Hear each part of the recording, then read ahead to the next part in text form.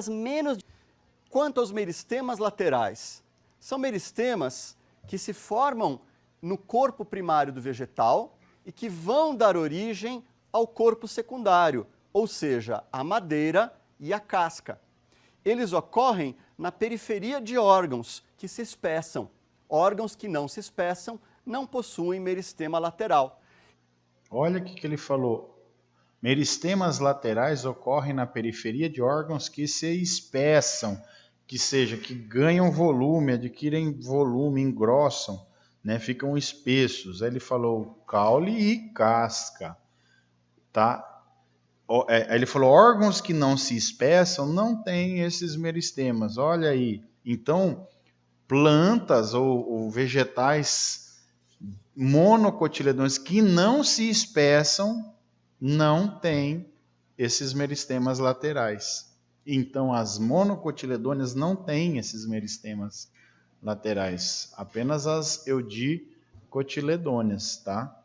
Então, tá aí, ó, porque que crescimento primário ocorre tanto em mono e dico, mas crescimento secundário, ocorre através desses meristemas laterais, só ocorre nas eudicotiledôneas. Nem todas. Existem eudicotiledôneas de hábitos de crescimento, arbustos, ervas, que não têm crescimento secundário, plantas de pequeno porte, pequenas. Agora, existem as árvores gigantescas, por exemplo, os pinos, eucaliptos e outras assim, né?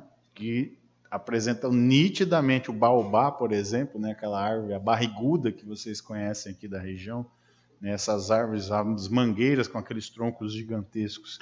Aquela forma espessa é responsável pela divisão desses meristemas laterais aqui, ó, tá? E só ocorre nas eudicotiledôneas ou dicotiledôneas. Então nós temos caules, raízes e pecíolos de folhas. Raramente temos em flores ou em frutos, porque são órgãos que duram muito pouco, são órgãos efêmeros. Esses meristemas são chamados câmbio e felogênio, mas em alguns livros são referidos como câmbio vascular para o câmbio e câmbio da casca para o felogênio. Então, nessa região intermediária, onde eu tenho o eixo vegetativo do caule e o eixo vegetativo da raiz, nas partes que se espessam, eu vou ter a formação de um corpo secundário. Então, olha lá, quais são os tecidos de desenvolvimento secundário, os tecidos, né, os meristemas que levam os vegetais a apresentar crescimento secundário, né? Olha aqui, ó, vamos voltar lá. O felogênio e o câmbio. São esses meristemas aqui, esses tecidos meristemáticos, tá? Esses tecidos que vão dar origem ao crescimento secundário dos vegetais, ou seja, o espessamento dos vegetais. Felogênio e câmbio não existe nas monocotiledôneas, somente nas eudicotiledôneas. Ter a formação de um corpo secundário. Onde que o câmbio vai se instalar? Então vejam esse corte de um caule, é um estelo do tipo eustelo, e eu tenho aqui os feixes vasculares com xilema e floema. Então aqui eu tenho um feixe vascular em maior aumento e o início da formação do câmbio se dá entre o floema e o xilema. Então essa região que nós vemos em corte com células achatadas é a região do câmbio fascicular. Em seguida, entre os feixes, se forma o câmbio interfascicular. Então, esses dois câmbios, fascicular e interfascicular, vão formar um cilindro contínuo e esse cilindro contínuo vai produzir madeira para o interior, ou seja, xilema secundário para o interior e floema secundário para o exterior. Então, nós temos aqui, olha, a região cambial. Aqui, ó, a região cambial é essa, ó, pessoal. Essa região aqui, ó. É aqui que está o câmbio, tá? Daqui para o centro do cilindro do caule, daqui para o centro, para o miolo do vegetal, forma xilema secundário. Em vegetais que apresentam crescimento secundário muito evidente, isso aqui forma o lenho da madeira, a parte dura do caule do vegetal e dos ramos. A gente vai chamar de lenho, tá? Essa parte. E posteriormente, após a morte de todas essas células e a deposição de lignina, isso aqui vai virar o cerne da madeira, o cerne, tá? Então, essa parte, esse câmbio, esse tecido vai formar aqui, tá? A parte interna do vegetal, aquela parte mais rígida. E a parte externa aqui, que é a gente chama de alburne, né? Que é aquela parte viva, tá? Da periferia dos vegetais, que é o floema secundário. Então, isso aqui só ocorre em vegetais que apresentam crescimento secundário, tá? Árvores de médio e grande porte, tá? É mais fácil da gente visualizar. Então, xilema secundário vai dar origem ao cerne da madeira, né, da árvore. E o xilema, o floema secundário vai dar origem àquela parte branca ou alburne da madeira, que é a parte viva do vegetal. Já lá na epiderme, né, que vai dar origem lá à casca, né, a protoderme, que vai dar origem à epiderme, ao súber e outros tecidos, já são células que vão morrer para formar aquela camada de proteção, tá? Para fora, floema secundário, para dentro, xilema secundário ou madeira. Em maior aumento, as células achatadas correspondem à região cambial, para fora, floema secundário, para dentro, xilema secundário. O que é muito importante perceber é que um câmbio é um tecido praticamente eterno. Nós temos plantas com 4.900 anos vivas que ainda têm um câmbio ativo. Como isso é possível? A célula cambial, ela se divide periclinalmente, ou seja, paralelo à superfície do órgão, e em duas células filhas. Uma vai virar uma derivada que vai dar origem, por exemplo, ao xilema, mas a outra célula filha permanece sendo câmbio, capaz de se dividir. Em seguida, ela se divide de novo e a célula que ficou para fora vai ser uma derivada do floema, mas outra célula permanece sendo do câmbio. E assim sucessivamente, de forma que o câmbio vai ficando cada vez mais externo no vegetal e o tronco vai ficando com um diâmetro cada vez maior. Olha que interessante isso. Diz que o câmbio é um tecido eterno. Enquanto o vegetal está vivo, ele está lá. Ó. Vamos voltar à imagem. Esse Czinho amarelo são as células do câmbio. O que acontece? Tem uma única célula, de repente sofre mitose, formou duas. Tá aqui. Essa célula mais interna vai formar o xilema. E continua a célula do câmbio. Ela se divide de novo. A outra célula que ela forma mais externa vai formar o floema. E assim eu vou mantendo a célula, aquela fileira de células do câmbio, ó, entendeu? Continuo sempre tendo uma ou algumas fileiras de células do câmbio, mesmo com o vegetal em crescimento. Então, para o lado interno, ou a parte mais interna, eu tenho aqui a formação do xilema, o xilema secundário, que vai dar origem ao cerne, né, ao lenho da madeira, e a parte mais externa, tá, que vai dar origem ao floema, que é o alburne, aquela parte, né, branca da madeira. O cerne geralmente é de coloração escura, muito mais rígido, porque existe uma deposição de lignina muito grande aqui dentro, tá? E o floema, que forma o alburne, que é aquela parte branca dos vegetais, né? Aquela parte mais viva e macia do vegetal, né? Que não existe uma grande deposição de lignina, então é um tecido mais mole, mais macio, menos rígido do que as células do xilema, e porque de coloração mais branca, porque não ocorreu uma deposição intensa de lignina. À medida que o vegetal vai crescendo, o câmbio vai sempre estando próximo lá na periferia, próximo à epiderme. Ele nunca fica no centro do vegetal. O centro ele cresce para os dois lados. Ele empurra a célula para dentro e empurra a célula para fora. Para dentro e para fora, para dentro e para fora. E assim o vegetal adquire uma maior espessura ali, espessa.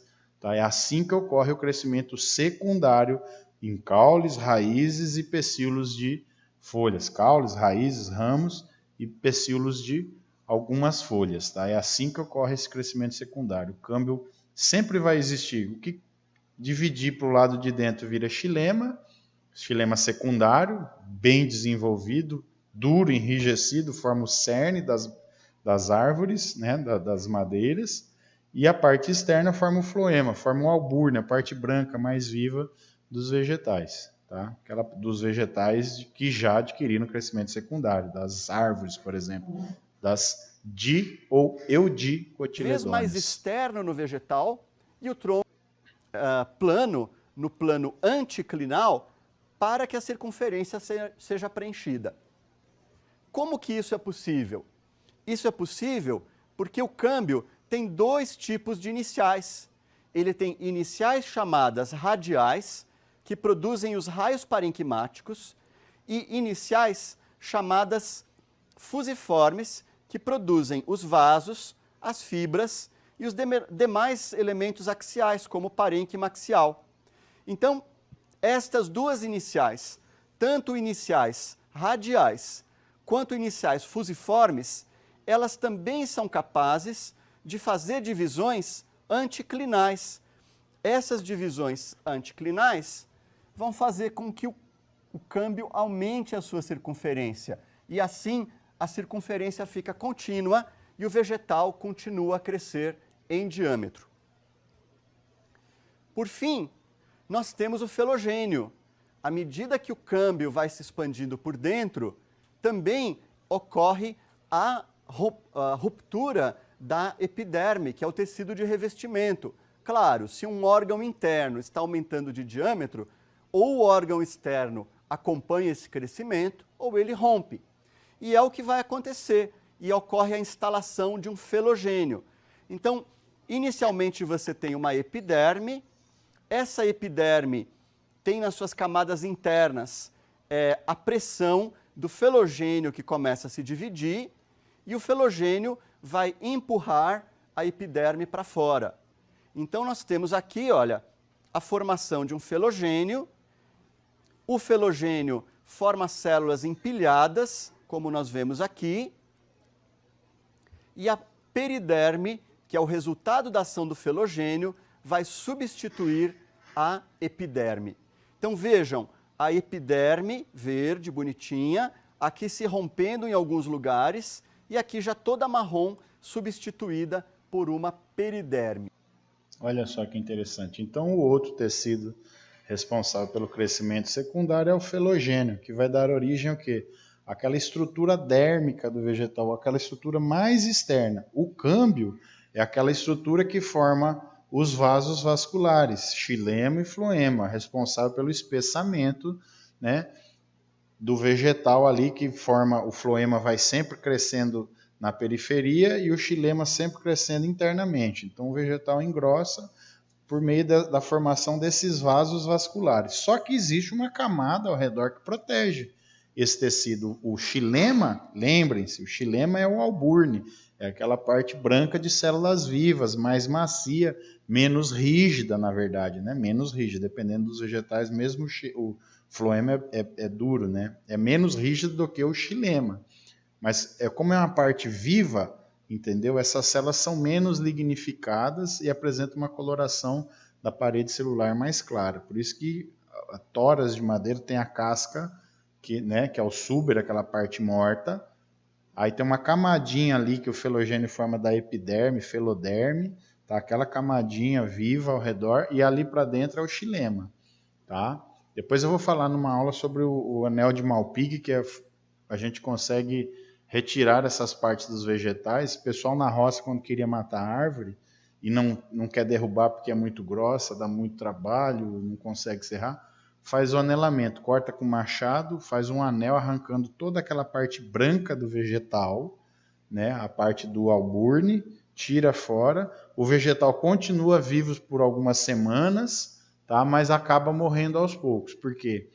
O xilema ele não consegue derrubar, o xilema é a parte dura, que está lá dentro, é o cerne do vegetal, é ali que está subindo a água para as folhas. Já o alburne, que é a parte onde está o floema, é mais macio, então ele consegue cortar com o machado.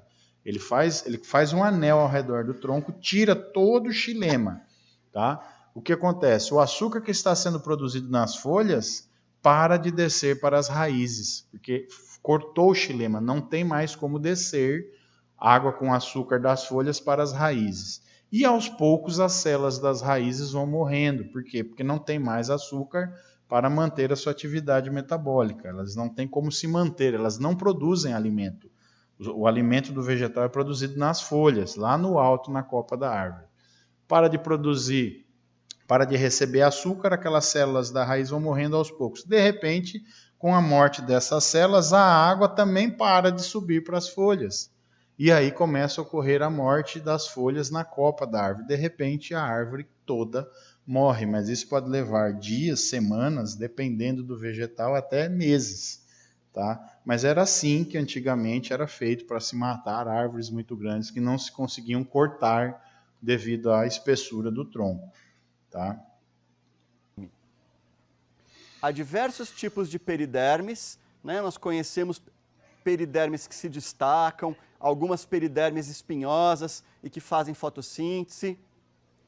Mas as peridermes são principalmente importantes porque parte da periderme é o suber, e o suber é muito importante na proteção contra o fogo das plantas. E com o suber nós podemos fazer as rolhas que são utilizadas nos vinhos. Então, o que nós vimos na aula de hoje é a formação dos meristemas e que os meristemas geram os tecidos primários e secundários. De início, são formados os órgãos primários e, em seguida, são formados os órgãos secundários do corpo secundário do vegetal. Pessoal, então, essa aqui foi uma das aulas, eu vou falar na próxima aula agora, tá? E eu gostaria que vocês enviassem para mim no privado, tá? Vocês têm aí no grupo de vocês do WhatsApp, o que vocês acharam dessa aula, se ela está mais didática do que as outras aulas que eu apresentei para vocês anteriormente, aquelas aulas onde eu apresentava os slides e comentava. Então eu gostaria que vocês colaborassem com isso, que é para nós, vamos dizer assim, melhorarmos a forma de vocês estarem aprendendo o conteúdo.